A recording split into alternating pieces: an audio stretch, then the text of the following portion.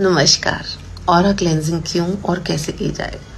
हमने बहुत बार देखा है कि हम कभी किसी इंसान को मिलते हैं तो अंदर से एकदम नेगेटिव होकर आते हैं, और ये ज़रूरी नहीं कि वो इंसान सिर्फ हमें हमें जेलस कर रहा है या उसकी नज़र ही लगी है। कई बार वो इंसान एक्सट्रीम इमोशन में से गुजर रहा है, जैसे एंग्जाइटी, सैडनेस, अनफॉरगिवनेस, हेट्रेड, ऐसे बहुत सारी चीज़ों में से। एंड वो चीज़ों को हम एब्जॉर्ब करते हैं क्योंकि हमारा जो ऑरा होता है वो स्पॉन्ज की तरह काम करता है। इतना ही नहीं, सपोज़ अगर आप किसी ट्रेन में ट्रैवल कर रहे हो, जिस जगह पर आप बैठने जा रहे हो ऑलरेडी उस जगह पे कोई ऐसा इंसान बैठ के गया है जो एक नेगेटिविटी में से गुजर रहा है, तो उसकी जो एनर्जीज है वो इम्पैक्ट करती है हमारी एनर्जीज पे।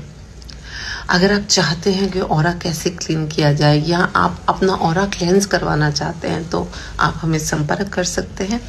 अभी के लिए इतना, मैं फिर से मिल सकती हूँ।